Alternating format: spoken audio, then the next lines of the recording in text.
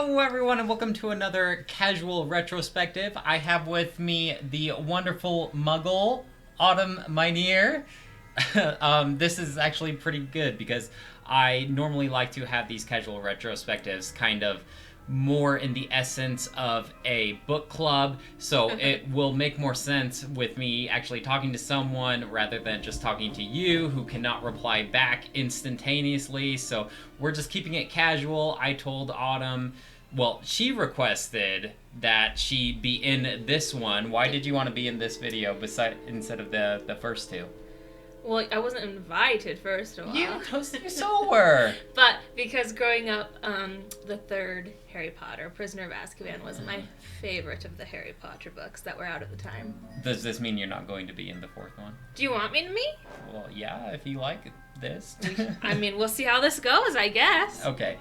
And then also, you know a lot more about this universe than I do. Yes, I am a Harry Potter geek, for sure. Well, and then you just retain information better than I do because, like, I forget things the next day, whereas all these little details, you're good at remembering the names of all the students and everything about that. So you're also, whenever, like, for the first two videos that I did, I would yell at you would yell at me.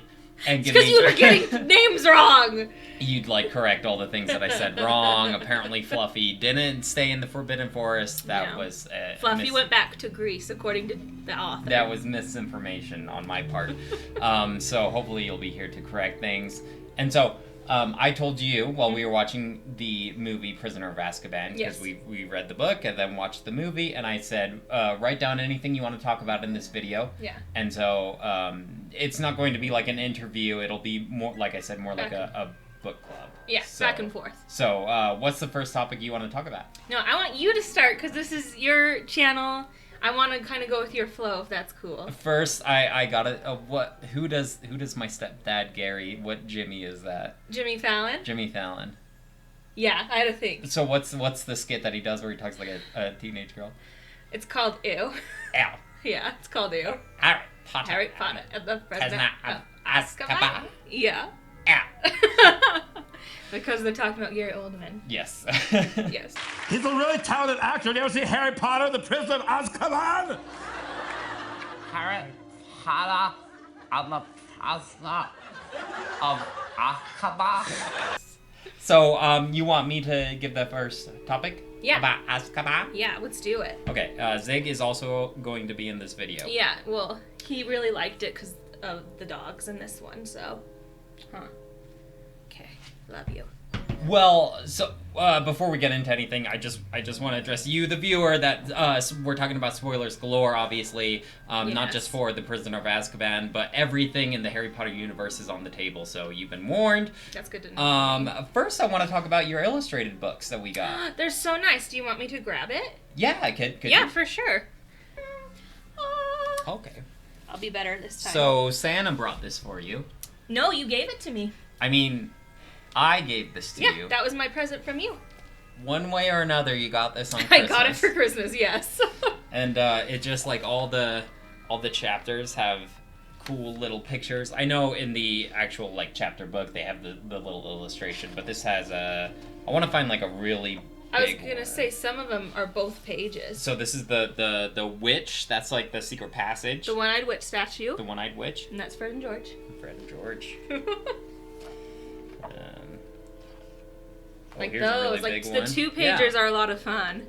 What'd you think of the illustrated book? It's fun. I really like it. I'm really sad because they're only up to book 4, and that's the book we're on. So once we finish it, we have to move on without the illustrated one. So I got you the 3, and then we haven't started reading the Goblet of Fire yet because it's in the mail. It's in the mail. But I'm excited. Yeah. After the 4th one, are we going to wait for the 5th one, or we'll just start reading the I think we'll books? just start because it's supposed to come out in 2022 from my internet research. So I don't think I can wait. Yeah. I really like the illustrated books too. They're fun. I really like them. They're pretty expensive. Yes, they are. I would still recommend them, especially if you know someone like me who's a big Harry Potter fan. Yeah, they're a lot of fun. Okay, so one of the big features of the Prisoner of Azkaban is obviously the introduction of Dementors. Yes. And I just kind of wanted to talk about my thoughts about the Dementors. Firstly, their appearance. Now, in the illustrated book, they have this really creepy drawing of it. They're really creepy. And I liked it a lot. I liked the really creepy look. Because it's described in the book where it's like skin over... The eyes. So there's just skin over the eye holes. There's no... Eyeball? Would you call it an eye at exit or an entrance? Eye socket? Yeah, there's no... There's no exit or entrance, depending on how you think about it. Yeah. It's just a mouth. Yeah. Which is really creepy. Yeah, it is really creepy. And I think that they change up the looks about... they change the looks of the Dementors in the 5th movie. Yeah. In this one, in the 3rd one, I don't like how they look. Because they kind of look like ring wraiths to me from Lord of the Rings. Do you remember watching those? Yeah. Okay, so they're just like a black sheep. Black hood kind like, of thing. I remember there's like a one scene where you do kind of see his mouth and it's pretty creepy, but it's like really brief. Dementor. Yeah, okay, the Dementors. Yes. Well, I just thought it was kind of interesting because they kind of allude that you can communicate with Dementors. Yeah. And I keep asking you about this, and it's just like, I don't know. And so sure. I Googled it. You did? Yeah, and like nothing. It's just speculation. Like, but they talk about how like Cornelius Fudge can like give them orders at some capacity, but some way they have a mind of their own, I guess you could say. Yeah, I think they're instinctual. I kind of think of them like sharks. So how do you sharks... tell them what to do? How do you tell them like, hey, go guard Hogwarts? Because I feel like they can understand you, but when it comes down to it, they're gonna act on instinct. Because like they thrive on sucking happiness out of people. So if they, feel that, they're gonna act on that. I really don't know. It just doesn't seem like a good idea then if they're so instinctual to For sure. put them around a school full of happy, I assume, students. That's why Dumbledore was not happy about it. I want to talk about like the Dementor's kiss, obviously, because in the movie they're just like, and then the character's face is all blurred up into the head. But in the book, it talks about how like their jaw like unhinges, and it like wraps around your head. Yeah. And I don't know. I guess that would be probably too creepy to have in the movie, huh? Yeah, because, I mean, they are technically kids' movies. Mm-hmm. Technically, I would say. They get darker and darker towards the end. As the kids grow up. Well, we watched the movie, and you know how I feel about the movie. You love the movie. I'm not a big fan of the Prisoner of Azkaban movie, and I'm not sure if it's because I had higher expectations because it was my favorite of the books when I was younger, or if I feel like I've talked to a lot of people and people don't think it's very well done. Well, I kind of feel like the director just took a lot of liberties to it. Like they changed. So obviously, one of the big ones in my mind would be like the shrunken head on the night bus. In the night bus. That wasn't in the book at all. When we reread them a few years ago, you were like, "Where's the shrunken head?" And I was like, "It's only in the movie." And he's like Jamaican for some reason. I don't know. But the shrunken heads make a reappearance. Yeah. In what movie do they? They come make back? it later in this movie. They Ron and Hermione go in to walk in to follow Harry because he's following the teachers into, I assume it's the Three Broomsticks, but then they say kids aren't allowed in there, so I don't know what. So they walk in and the heads go, "You can't be in here!" And they're like, "Oh, okay, shrunken heads." So, I want to say there's a different movie that they appear though too. Like one of the other directors brings them back in. I can't remember off the top of my head, but maybe we'll see as we rewatch them. I don't like how they spend time on unnecessary things, because one of my biggest grievances with the movie is how poorly paced the Shrieking Shack scene is. Because when we were just rereading it, I was like, do you see this is 4 chapters long? The whole scene in the Shrieking Shack is like 4 chapters long. There's so much information in there. And in the movie, it's like 5 to 10 minutes, and it's like do, and it's really just fast paced, and you don't get a lot of important information that you get in the book. And to me, growing up, that was what made that my favorite. It's just all that information you get.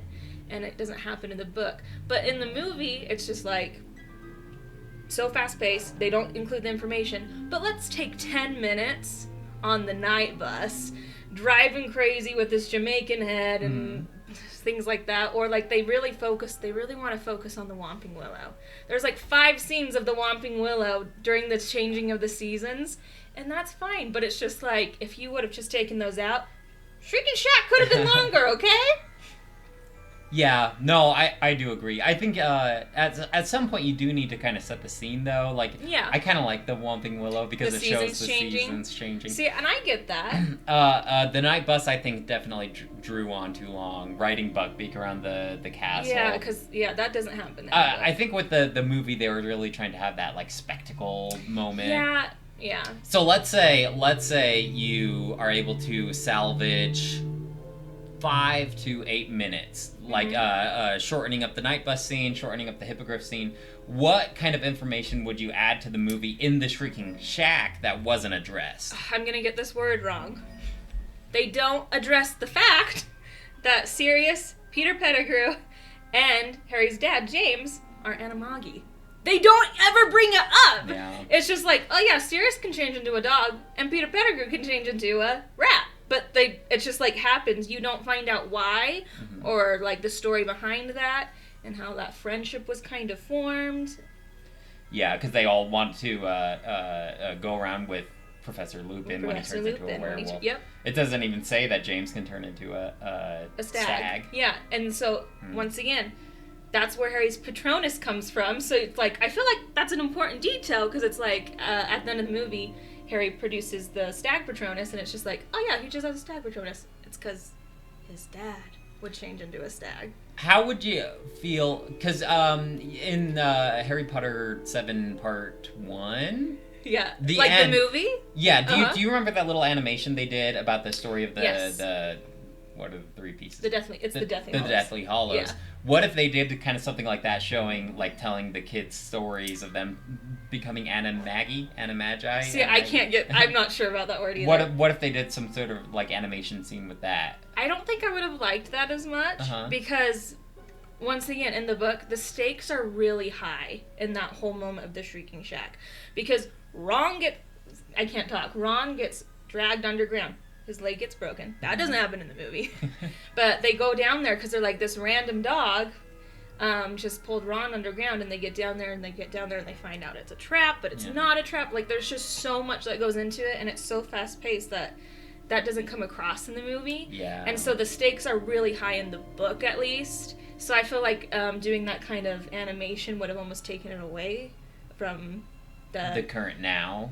Just the feeling of that scene, if that makes sense. Yeah, that does. Can I bring up something else? Yeah. Crookshanks gets robbed in the movie. Crookshanks gets crook-shafted. Crookshanks is a big character in the third book, which I think is the whole reason of introducing Crookshanks in the third book. Crookshanks barely even in the movie. Yeah, you really like the friendship between Crookshanks and Sirius. I like animals, and I like animal friendship.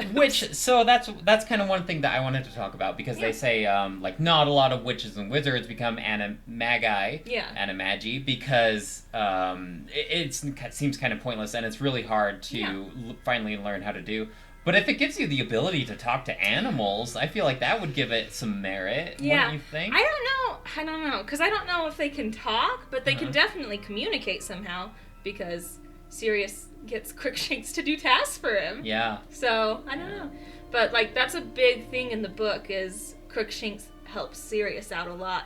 And there's even one point in the book where Harry sees the dog that he doesn't know is Sirius yet, and Crookshanks just chilling on the grounds together, and he's just like, Crookshanks and that dog, man. And I'm like, yeah, just you wait, Harry. Like, Harry was prepared to kill Sirius, and Crookshanks lays on his lap. Yeah, Crookshanks saves Sirius' life in a sense, because Harry doesn't know that Sirius is innocent, and he's really angry. This is the man who he thinks helped kill his parents, and Harry gets really angry and, like, gets his wand and goes to kill Sirius, and Crookshanks goes and lays over his heart and is like, nope, that's my bestie.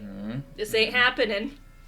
Or like the to get into the Whomping Willow, Crookshanks is the one that gets him into the Whomping Willow. Whereas in the movie, it's kind of weird, because like Hermione just grabs she's being like whipped around, This- grabs Harry and throws him underneath. This is another scene that I'm like, okay, we spent 10 minutes Uh-huh. on this Whomping Okay, Willow yeah, yeah. throwing them around. Yeah, you get it. Really. I'm like, Quickshanks just goes and pushes a button and you all get in. Well, I always laugh at that scene. I was laughing at it last night. Because the Yeah, it's like this cartoony Hermione grabs Harry's shirt and then it like pauses for him and he to look looks at like right at the camera. "Ooh." And then he like drags. Yeah. Oh man, that movie's kind of silly. Yeah, it has a lot of humor, Uh-huh. a lot of cheesy humor sprinkled throughout. Yeah, they're really trying to go for the laughs. And Yeah, everything. and yeah, it definitely has a lot of cheesy humor. I need my Harry Potter to be serious. Well, the first two movies are a little bit more cheerful in Yeah. a sense, but like I feel like they didn't have that super cheesiness that the third movie did. Well, since we were kind of talking about Anna Mangus earlier, Yeah. I kind of wanted to talk about how there's only like 7, There's only 7 recorded. and one of them is McGonagall. Yeah, I believe so. Did we look it up? Yeah, well, and we all know that she can turn into a cat. Yes, that's the very first scene. And then I just wanted to mention that I did look it up, and most of the other ones were just introduced in like Pottermore, and most of them were birds, which is probably what I would turn into. Yeah. And what would you turn into if you were an Animangus? I would think bird too, because I just feel like it's the most useful of getting around, and like, I don't know, maybe I would turn into a dog if I could be besties with Ziggy. Birds could be besties with Ziggy. I No, don't. He try to eat He you. does not like birds. He barks at them. You know, penguins are birds. I do, but they're a different kind of bird. Okay. And then Rita Skeeter, Uh-huh. Rita Skeeter. It's hard. I always say Rita Skeeta, and She's it's Rita one. Skeeter. But she's not registered. But she's not registered now. But yeah. That's a spoiler. I just thought that was it. I just would think more witches and wizards would want to turn into animals. Well, as we were saying, those are the only ones registered. Yeah. Because Peter Pettigrew wasn't registered, and Sirius wasn't registered, and Rita Skeeter wasn't registered. I guess one of the main reasons you would want to be an Animangus is you could go like undercover. Yeah, So the what's the stealth. point of Exactly. unless you're like McGonagall, you're just by the book. Yeah. One of the reasons, like, that was my favorite book is because it's so different in the sense of plot than the other Harry Potter books. As I mentioned, like, the first 4 books were out for a long time just on their own. Mm-hmm. So I read the first 4 books, like, dozens of times, just over and over again. And I think that's one of the reasons I like the third one the best, is the plot is different in the sense that there's not all these weird things happening. And then at the end, oh, it's Voldemort! And we defeat Voldemort, and then we go on with our lives. Voldemort's not in the third one. Just his servant. Just his servant, which we don't really know about. And so I really liked that in the sense that it wasn't just focusing on Voldemort again, because that's every other single book, which I'm not mad about, but I think as a kid I was like, oh, this is a breath of fresh air. But also just that discovery that Harry has a family was like so special to me, that he wasn't alone. It's such a tragedy too, though, Oh, I know. because like he has it in his hands. Like he's seriously like, "Come live with me," and he's like, Yeah. "Okay." And like you said, he finally has a family, It's- but he can't be with his family. It just was like, oh yeah, Harry gets a win. Yeah. You know? And I know, like, he gets the win because he keeps avoiding death, but... But he has to go back to the Dursleys every yeah, summer. and they're just horrible to him. So it was so, like, refreshing just to be like, oh, there are these other people who he didn't even know existed that care about him and who probably have thought about him for 12 years, you know, like their best friend's kid. So that was another thing that I really liked about the books, was the introduction of these really important characters who were intertwined with Harry's past but we didn't know about. There's a lot more, I believe, other characters, right, that are intertwined Yeah. with his past. I do really like the little moment that he does get with Sirius alone, like before Lupin turns into a werewolf. Yeah. Like, yeah, it just makes it all the more cruel, though, when... That it gets taken away. Exactly, Yeah. exactly. No, but he does get a win. I think that was one of the fun parts about reading it as a kid, is it's just like, it's a roller coaster, like, oh, it's the killer, oh, no, he's really a good guy, oh, he's gonna go live with him, oh, all this bad stuff happens, oh, but they rescue him, oh, but now he can't go live with him Yeah, because he's nice. in hiding. It was just like, woo! because we're talking about Sirius. Who plays Sirius Black? Do you know his name? Gary Oldman, yes. I think Gary Oldman does a really good job playing the mad crazy man. Mm-hmm. Like when he first brings Ron into the Shrieking Shack. Yeah. This is why you're it's really nice having you on hand for all this on the spot information. But he's really good about, like, he makes you really feel like this is a murderer, madman, and then he's really good about being like the caretaker, the sweet guy. Even in that movie, obviously he gets cleaned up and is nicer looking in future movies. But I feel like this movie did a really good job portraying the craziness and making you actually believe this man's crazy. Yeah, because that's what everybody believes, that this man's a lunatic. Like, he's not well. They must have done something. I don't know if you noticed his teeth. Like, oh yeah. How could you not? Those aren't his real teeth, are they? I'm sure they're like ones that you pop in, like for the movie. So he, in the world of Harry Potter, I guess we'll just assume that he got some good dental care in the later movies. Well, maybe they didn't give him a toothbrush in Azkaban. Okay, we don't know. There's got to be like a spell to brush your teeth. He doesn't have a wand. He's in he's in prison. Yeah. Oh, my mind's all over the place about Sirius. But they never, like you said, they never really talk about how he escaped Azkaban. In the movie. Yes. I thought you were talking about in the book. No. And I was just like, yeah, in the movie. No. It's just like, the movie is just like events happen and we just watch them. They don't tie together like they do in the book. Maybe they thought it would be too boring to explain all this stuff in the movie. But he basically just escapes because he can turn into a dog, and the Dementors can't pick up as well of an essence. How lucky is it that he got the one Daily Prophet that shows Peter Pettigrew as a rat? Yeah. Good for the Weasleys.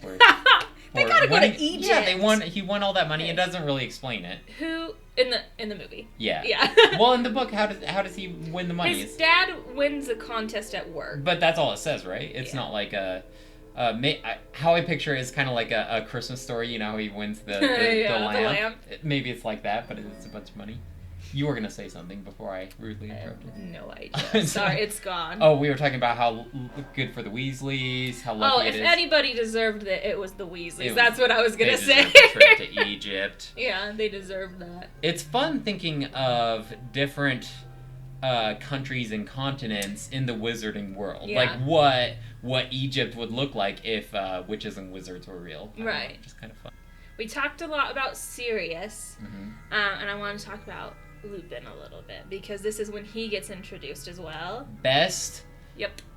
defense against the dark arts. The only defense against the dark teacher that really teaches them, I feel. So, in the real world, I'd want him as a teacher. Oh, for sure. I think, as far as watching, I think my boy Lockhart still takes the cake as most entertaining. I'm not sure who plays him in the movies, but every time I watch him, I'm just like, this guy, he did it. He's my favorite D.A. My favorite Dada teacher. Dada, yeah. But what are your thoughts on Lupin as a Dada? He's the best. Like I said, he's the best teacher I think they ever have. I know that they get moody in the fourth one, and he does teach them a little bit. But we're not really sure when the switch happens. I'm a little fuzzy on that myself. But I guess we'll talk about this more in the next one. But in the movie, he's like slurping down the polyjuice potion at the beginning of the feast. So maybe we're gonna. Barty Crouch Jr. is one of the good Dada teachers. Well, he's teaching them some very dark stuff that he's not supposed to be teaching them. Yeah, that's true. But I mean, that's kind of good to know those things, right? Yes. Real world. It really seemed like Lupin focused mostly on the dark creatures. Yeah. Not so much any. Well, I guess he teaches Harry specifically the Expecto Patronus. Yeah, the Patronus. But not like it's not like a correlated class or anything like that. No. Like in the book, what are the creatures? There's a couple. There's the Grindylow. Is that what you're thinking of? Yeah, and there was a pretty cool picture of the Grindylows. Yeah, those are crazy. And then obviously the Bogart. Mm-hmm. But there was more, wasn't there? Red caps. Hinky pups. and Snape kind of talks about werewolves. Just trying to be a little shady A little piece of Snape. He cannot let the past go, my friends. Okay, yeah, we're getting into Snape now. Snape is bitter AF. Oh, my gosh. In the book, and they don't do this in the movie, but at the end of the book, he loses it. Yeah, he's fuming. He loses it, like screams at Harry, because he knows that something's going on. You know, at the end of the series, when he dies, they really try to spin it to make us feel really bad for Snape. Yeah. But at the end of, like, he wasn't an evil guy, but he was still a bad guy. Yeah, I can't tell you how many things I've read on this, because people hate that they try to make him a hero, because they're like, he was still a jerk. Like, he is horrible as a teacher. He makes Trevor drink poison! Was that this book? I think so. Is it this book? Yeah, where they... okay, so for those of you who need a reminding, they're taking a potions class, and Neville, he's messing up. What do you remember? What shrinking potion? I can't remember what potion. They're making some kind of potion, and shrinking. You're right. Shrinking. Yep. And Neville's messing up, and then he's like, "Hey, well, we're gonna give it to your toad at the end of class. So you better get it right, or he'll die." Exactly. Luckily, Hermione kind of helped him, but they lose points because of that. Jeez, Snape's a bad guy. He's not a nice man. You know, that's what makes him a good character, though, because he has so many edges. He's not just like a flat character. He's so rounded. Yeah. So much to unpack with Snape. There's a lot, like too much to even get into. In this one, overall, there's just a lot going on there. I'm sure we'll be talking about him a lot more in especially the book later 7. ones. Yeah, yep, for sure. I want to talk about the sneakoscope. That's not in the movie. It is briefly. He holds it. Yeah. They don't even address that he's holding it. And can we even know for a fact that was it? What else could it have been? I don't know. I remember what it looked like. I'm not really sure why it was even in the book though. Like I'm not even mad at them for writing it out of the movie because it really didn't. No, yeah, I get that. It was just to kind of like foreshadow that there's an untrustworthy person. Yeah. So talking to you guys right now, the sneakoscope, Ron gets a sneakoscope from Egypt and gives it to Harry for his birthday, and the sneakoscope it spins around, it whirls around when danger is afoot, when someone means it's you a harm. person, when there's a person who means you harm, exactly. And so like I want to say maybe like 3 or 4 times it references the sneakoscope going off, probably because Scabbers is around. Because somebody's always around. Yeah. So he just puts it in his sock.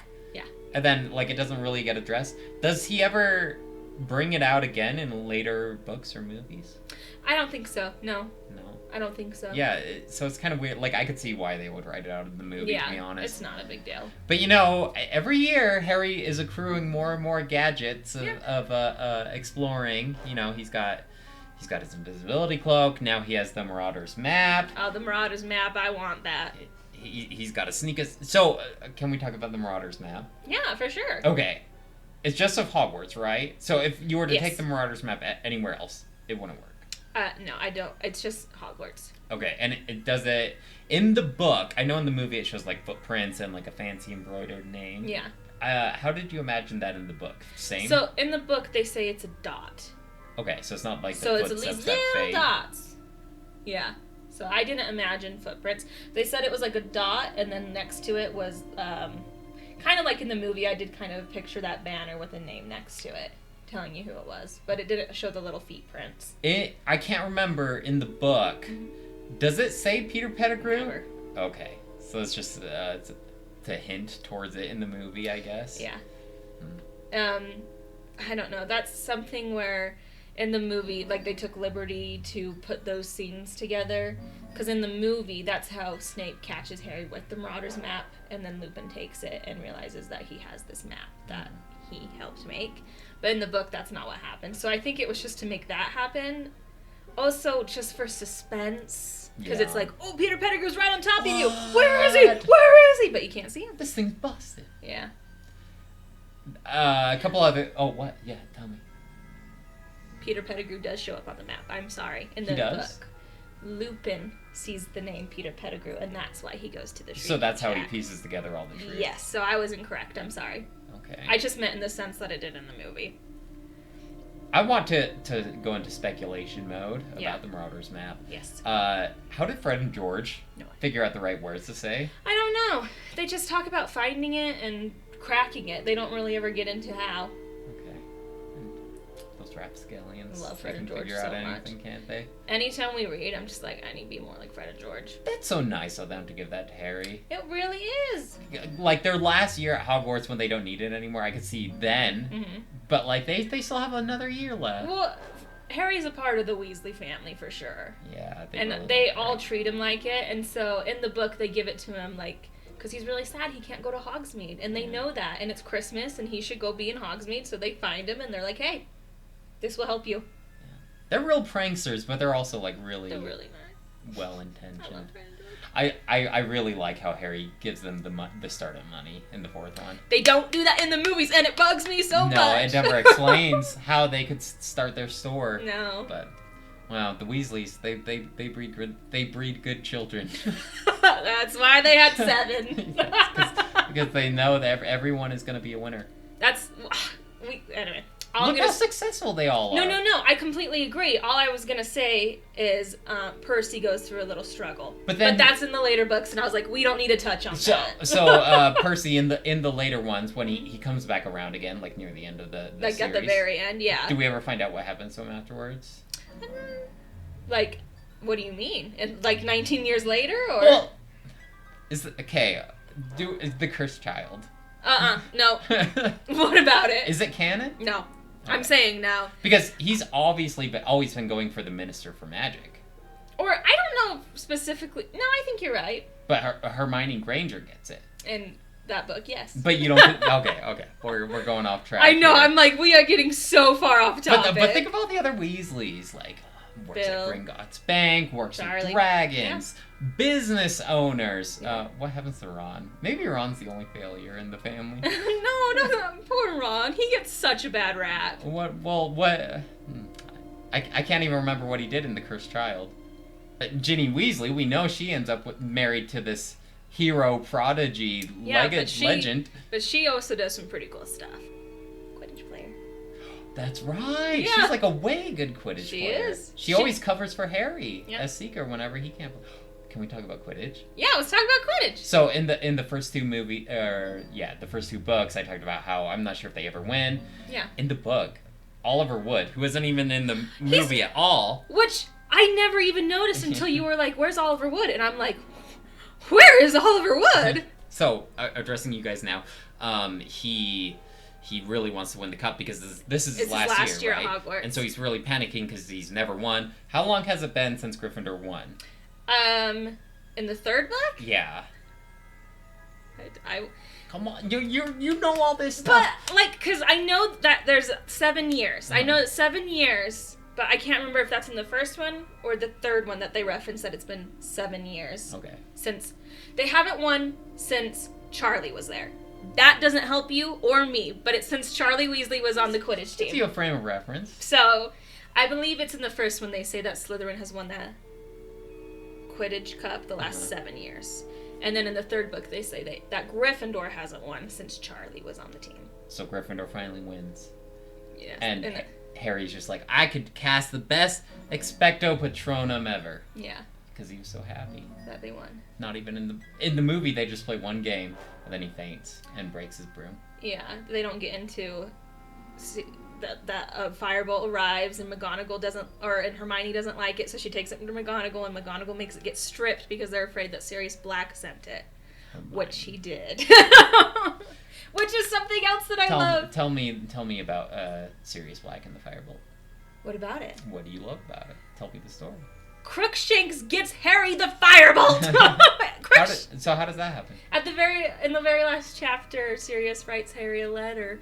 They don't do that in the movie either. No, with the owl. But also he gets his permission slip for Hogsmeade. Yeah. So I'm having this realization of all the things. Tell the third chair what happens at the end of the book.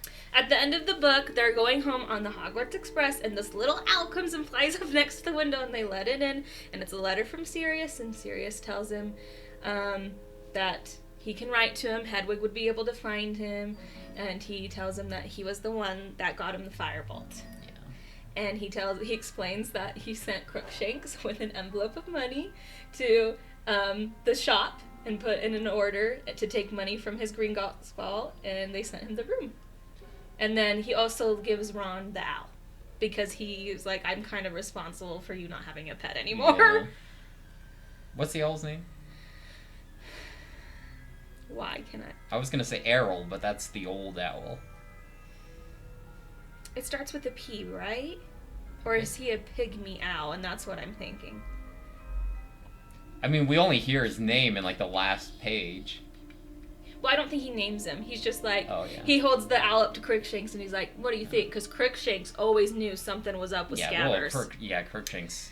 And so he holds the owl up to Crookshanks, and Crookshanks goes, that's fine. That's fine. I'm not gonna eat that one. How did... Well, okay, so you talked about this. I want to talk about Gringotts for a second. Mm-hmm. How they have, like... It's kind of interesting how they have, like, no bias against evil people, or good, or you know... Yeah. They just let anyone have a bank. Yeah. Like, even if you're a prisoner of Azkaban... Mm-hmm. They just let you... They just well, hold I'm all your pretty stuff sure he with had you. a bank account before he went to Azkaban. Yeah, but... But wouldn't they watch the activity, especially if he escaped from a wizard prison? Yeah. Yeah, I've always wondered that as well. I don't have answers for that. I'm sorry. I mean, and I could see, like, this is a physical bank. Yeah. Whereas most, like, a credit unions and banks, it's more like a digital currency. Yeah. So, wouldn't Gringotts charge some sort of, like, interest to have, like, a vault? Like, you know how the Sorcerer's Stone was in a vault? That's, like, actual physical space that's being taken up. Yeah. I could imagine, like... I don't know. Like, does it cost any interest, I wonder? Like... Once again, Yeah. I do not have answers for you. I know, I'm sorry. throwing the questions out into the... I know, but you put so much weight on me like you will know. And I'm like, I don't know if Gringotts charges you interest. If you made up something, I believe you. Oh, I know. Sometimes I do, and you believe me. But I always tell you, like, right after, like, I'm just kidding. I'm just joshing you. What else do you want to talk about? I wanted to talk about in the movie, and this is something that I've, like, even, like, when I was younger and it came out, such a...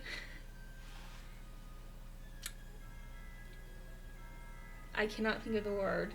Like, such a contradiction on using magic outside of school in the movie.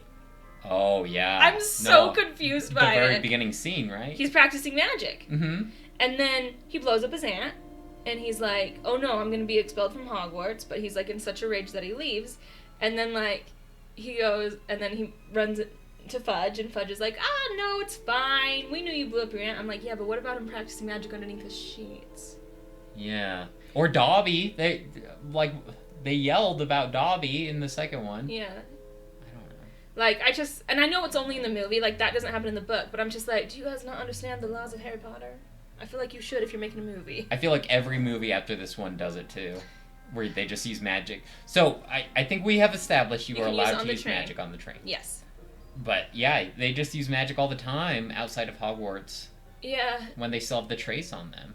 Well, what do you mean, in the movies? Yeah, in the Or movies. just in the movies? Yeah, but I don't know any examples off the top of my No, head. you're good. I was just like, well, hold on, I want to make sure we're saying the same Uh-huh. thing. Because in the fifth one, there's that huge trial.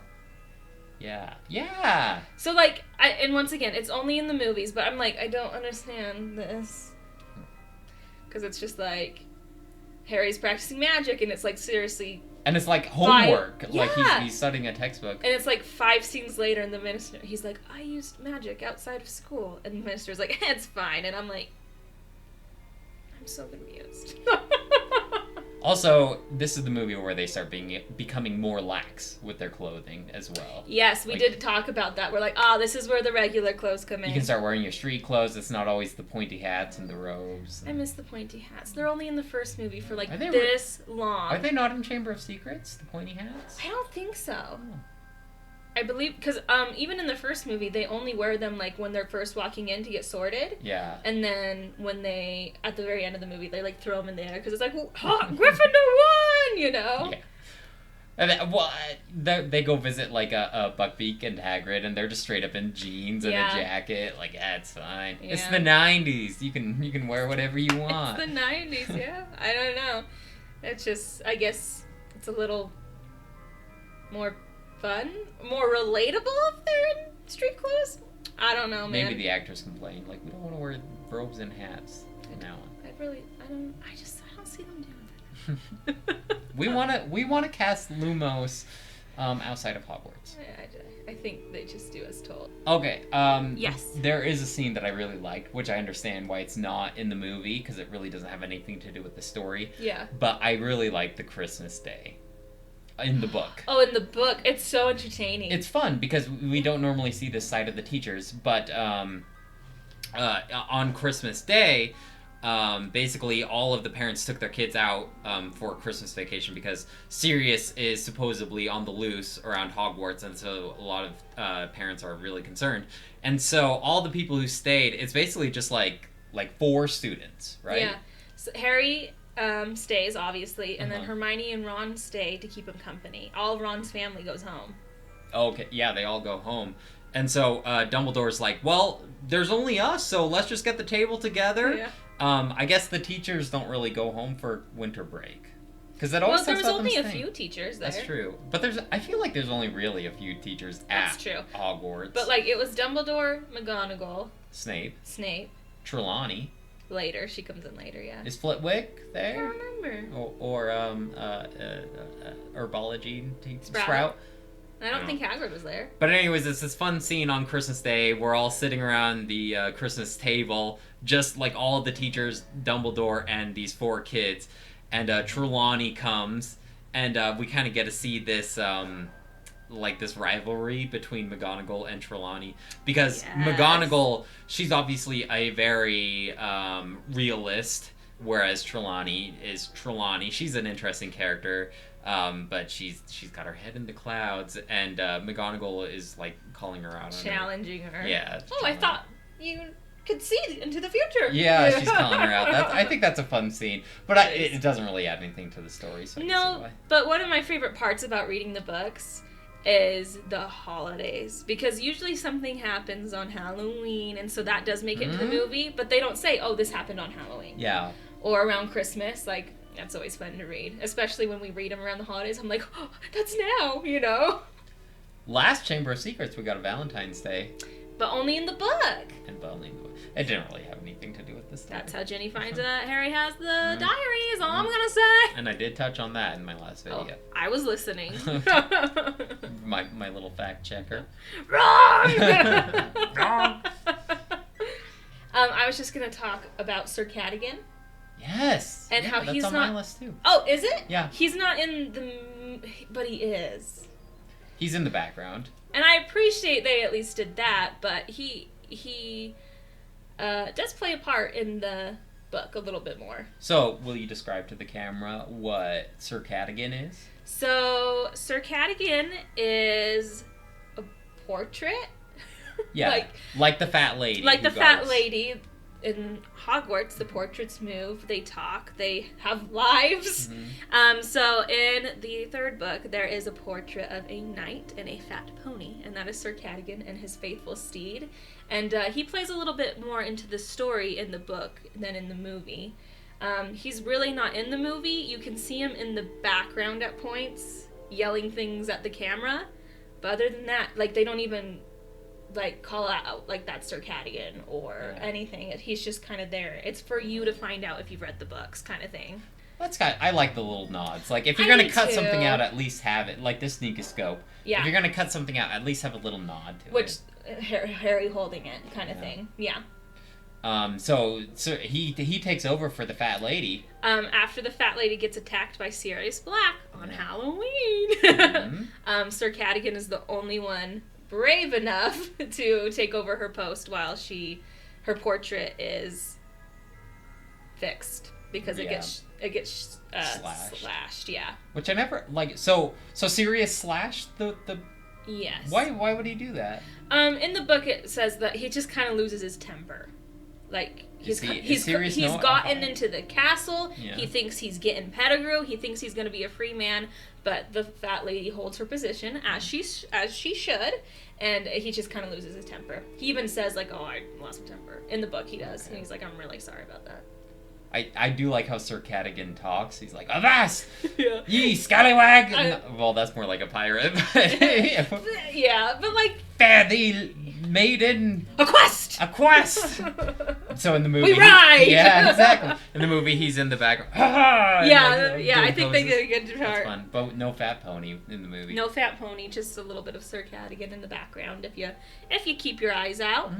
One of my biggest gripes about this story, the book and the movie, Yes, I know. I hate time travel travel as a means to solve a problem. I completely get that. It just makes everything feel so inconsequential. Is Yeah. that a word? Yeah, I'm saying yes. No consequences. You could just I go back agree. in time and fix it. Like a certain Marvel movie. I I don't like when they use time travel to fix problems. Yeah. Which I totally agree with.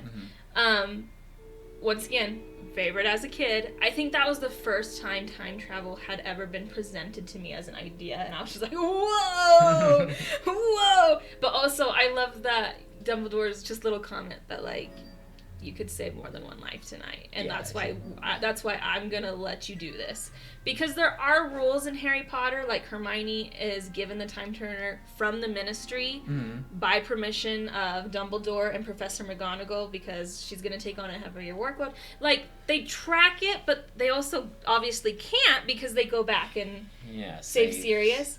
But I also feel like there are more contingencies, because obviously they don't keep going back in time. Like, okay, well this time we saved Sirius and we saved Buckbeak. Now let's go back and let's catch Peter. Like they only are allowed to go back once. So I Well, feel like there's some restrictions. But it brings up so many questions because, like, is it normal time travel rules where, like, time travel's different in every scenario. too many questions.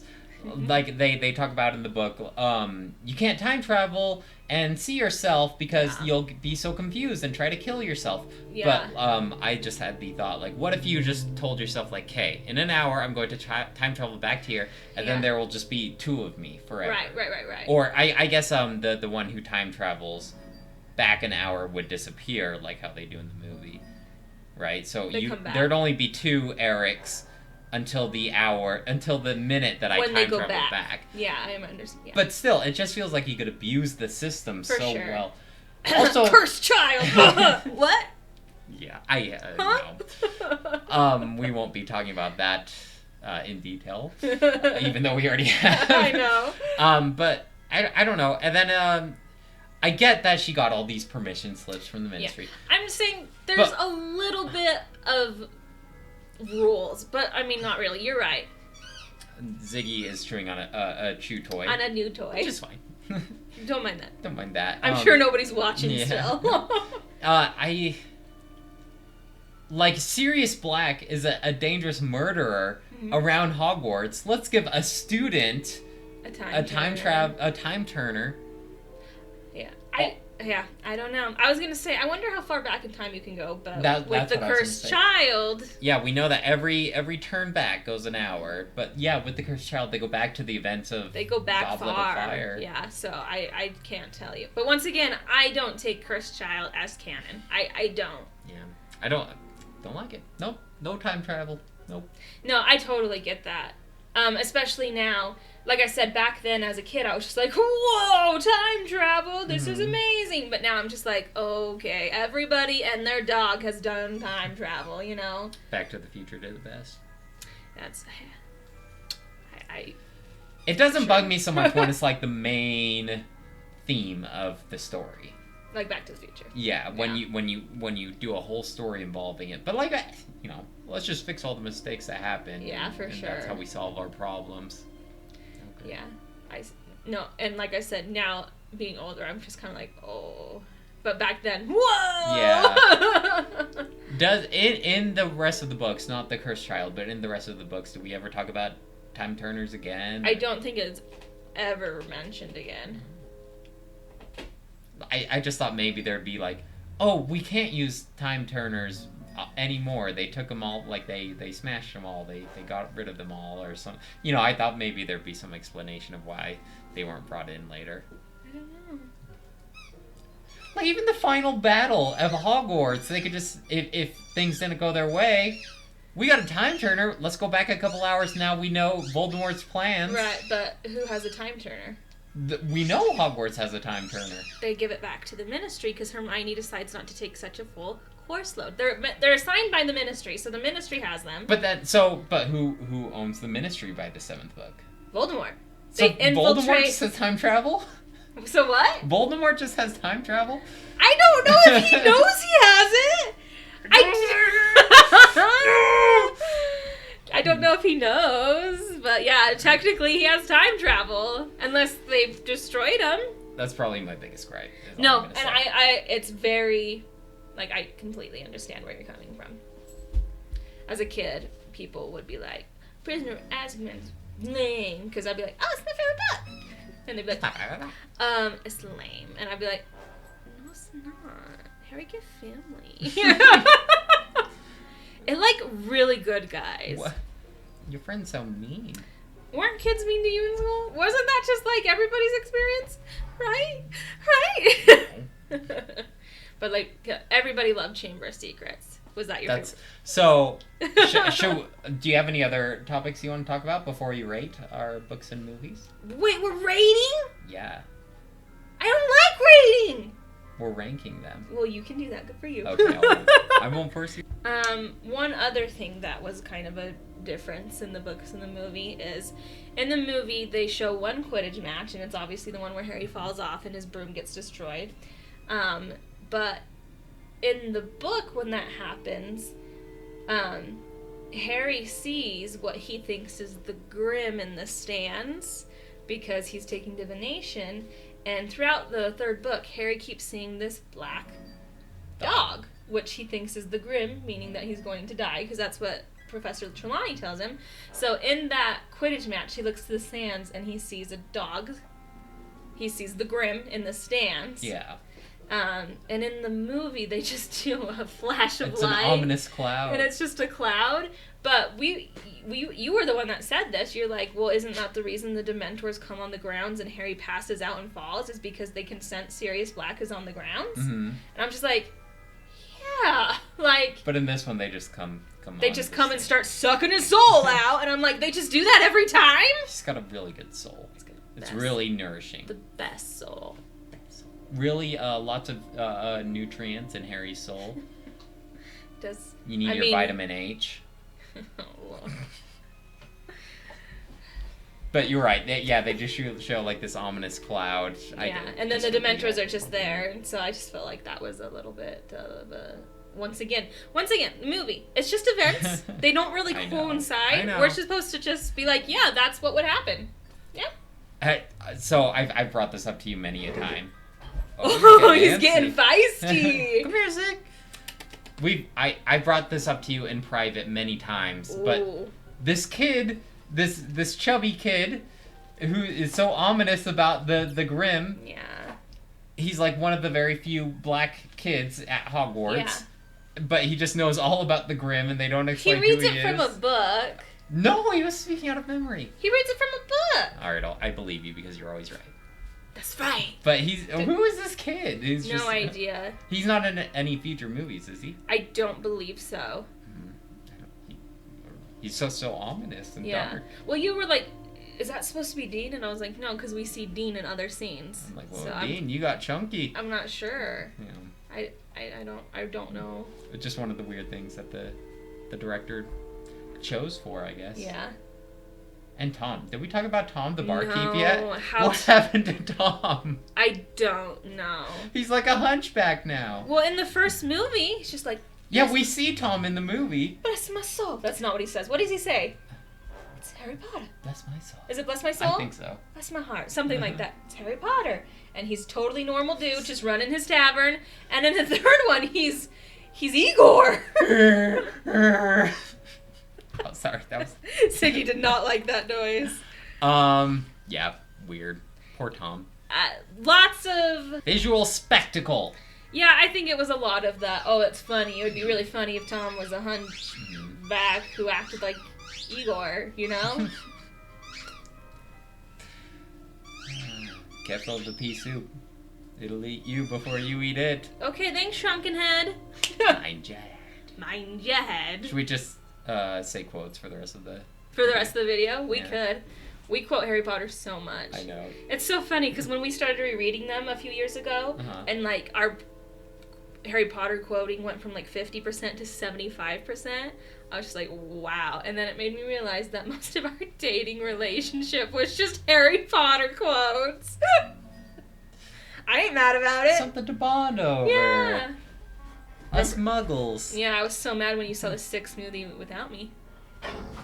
Ziggy doesn't approve either. Well, you saw the 7th without me. Because you didn't show up! That's the topic for another day. Ziggy's ready for a dub. Do you have anything else you want to add before we wrap up this? No, that was my favorite book growing up. Is it still? No. Up to this point, will you tell me if it's your favorite book? Up to the first 3? I can't. I have a dog that's gonna eat my soul. Okay. So to round this out, if I was to rate the movies and books grouped up together, I would put Chamber of Secrets still at the top, then probably Prisoner of Azkaban. And Books? No, combined, the book and the movie.